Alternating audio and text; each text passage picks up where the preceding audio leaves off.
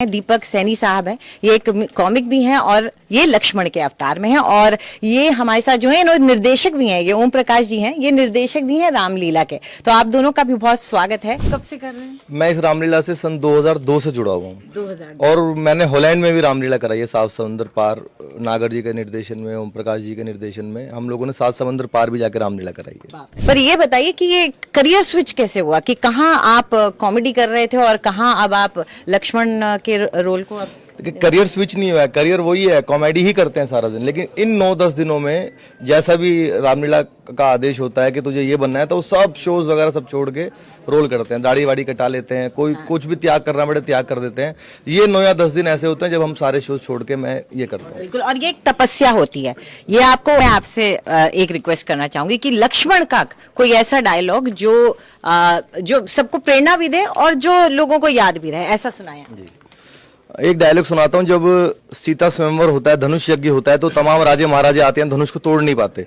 तो महाराज जनक जी का संताप आता है, वो कहते हैं भाई पृथ्वी वीरों से खाली हो गई, कोई धनुष को तोड़ नहीं पाया है। तो लक्ष्मण जी को क्रोध आता है। रामलीला का सबसे अच्छा लंबा डायलॉग लक्ष्मण जी का वही है, वो सुनाता हूँ।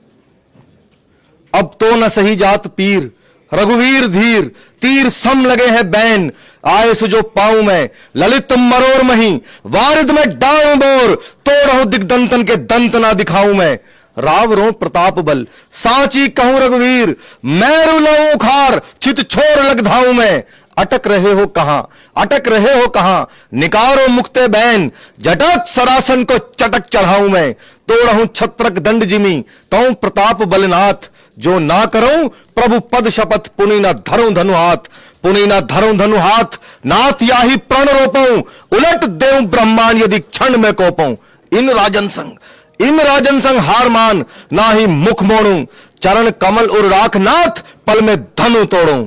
सच्चे योद्धा, सच्चे क्षत्रिय अपमान नहीं सह सकते हैं, जिनको सुनने की ताव न हो वे चुप कैसे रह सकते हैं। रघुवंश राम जी के होते, रघुवंश राम जी के होते, अनुचित वाणी कह डाली है, ये शब्द हृदय में चुपते हैं, पृथ्वी वीरों से खाली है। मेरा स्वभाव ही ऐसा है, अपमान ना मुझे गंवारा है कृपा गुरु के चरणों की, बल और प्रताप तुम्हारा है। अभिमान त्याग कर कहता हूं, अभिमान त्याग कर कहता हूं, आदेश आपका पाऊं मैं, तो इस धनुआ की क्या बिसात, सारा ब्रह्मांड उठाऊं मैं, जल को थल, थल को जल कर दूं, ले आऊं तार सितारों को, सुरमे की तरह पीस डालूं पृथ्वी और पहाड़ों को। फिर ये धनुआ गला सड़ा, फिर धनुष पुराना गला सड़ा, तिनका सा किस गिनती में है, सैकड़ों कोस तक ले दौड़ूं, इतना तो बल उंगली में है। और मैं एक बात और कहना चाहता हूं, क्योंकि मैं पहली बार आपके चैनल पे लक्ष्मण बन के आया हूं, वरना आज तक मैं बचपन से आ रहा हूं, मेरा सबसे पसंदीदा चैनल है और मैंने जितना भी कॉमेडी की आपके चैनल पे कई कार्यक्रमों में आकर, मुझे उसने देश भर में बहुत पॉपुलर बनाया है। थैंक यू, शुक्रिया, बहुत खूब। अब सवाल मेरी नजर में आज के समय में आपने पूछा रावण कौन सा है जिसको खत्म होना चाहिए, मुझे लगता है हमारे देश में इस समय जो मौजूदा परिस्थिति है, रावणों से खतरा नहीं है, देश में छिपे हुए विभीषणों से खतरा है। बहुत अच्छा, बहुत बढ़िया। परिवार जो टूट रहे हैं उसकी वजह घर में एक विभीषण या परिवार में एक विभीषण, तो लक्ष्मण सबसे बड़ा प्रतीक है भाइयों का, मतलब जो भाई के लिए लक्ष्मण ने किया, तो ऐसे में आप क्या संदेश देंगे आज? मैं यही संदेश देना चाहता हूं कि रामचरितमानस हमें बहुत कुछ सिखाती है और रामलीला हमें बहुत कुछ सिखाती है। तो जितनी भी युवा पीढ़ी सुन रही है या जो माता पिता सुन रहे हैं जिनके छोटे छोटे बच्चे हैं, वे अपने बच्चों को भटकने की जगह कोई ऐसी साइड दिखाने की बजाय, अब रामलीलाओं का सीजन चल रहा है, रामलीला में लेकर आइए। रामलीला में आप आएंगे तो आप धर्म से जुड़ेंगे, आप संगीत से जुड़ेंगे, नाट्य से जुड़ेंगे, कविता से जुड़ेंगे, छंदों से जुड़ेंगे, भक्ति से जुड़ेंगे। तो रामलीला बच्चों को दिखानी बहुत जरूरी है। अगर आज की पीढ़ी रामलीला को ढंग से सार कर ले, आत्मसात कर ले रामलीला को, तो मुझे लगता है नई पीढ़ी को एक सही दिशा मिलेगी। जा रहे हैं सवालों के, तो एक तो ये सवाल कि राम जो थे शांत स्वभाव के थे, लक्ष्मण थोड़े गर्म स्वभाव के थे। जब लक्ष्मण और रावण का कोई संवाद है जो नहीं है, तो लक्ष्मण का गुस्सा हमेशा कब दिखता था?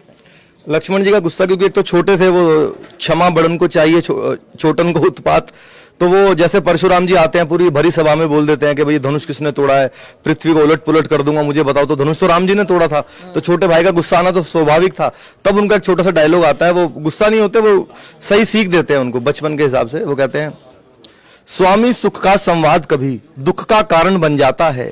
मीठा और मधुर बोलने से तोता पिंजड़े में आता है। जो ज्यादा मीठा होता है खुद अपना नाश कराता है। मीठे गन्ने को देखो तो कोल्हू में पेला जाता है। भाई ने मीठे वचन कहे तो क्रोध आपको आया है। सबसे पहले ये बोल उठे इसलिए दोषी ठहराया है। अच्छा अपराधी हम ही सही, हम ही ने ये विष घोला है। जो करना हो सो करें आप, ये धनवा हमने तोड़ा है। ठीक है, चलिए अब से मीठा बोलना मैं भी बंद कर दूंगी।